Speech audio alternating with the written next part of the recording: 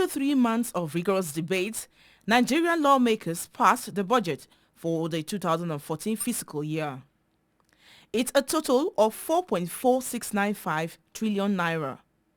The amount is in excess of about 63 billion naira of what was requested by the executive. At the budget defense, virtually all the ministries, departments and agencies and the supervising committees in the National Assembly pushed hard for more funds. However, for TCN to do justice to the President's Power Sector Reform Initiative, TCN requires about $1 to $1.5 billion per year for the next 5 years. A breakdown of the budget shows that education got one of the highest votes, 375 billion naira for recurrent expenditure and another 50 billion naira for capital expenses, suggesting a renewed effort to take education more seriously.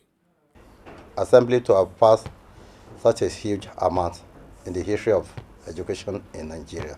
If we go by that, and there's proper utilization of the fund, I think many projects will definitely come up.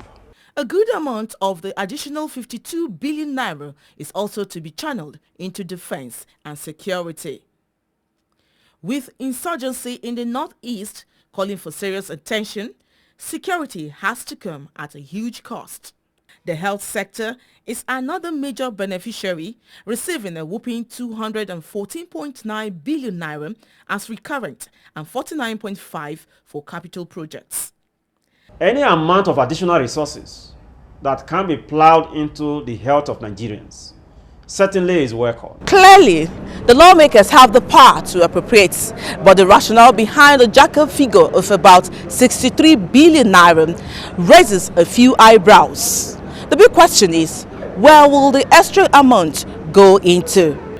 There is no provision to increase any allowance of any person in the National Assembly.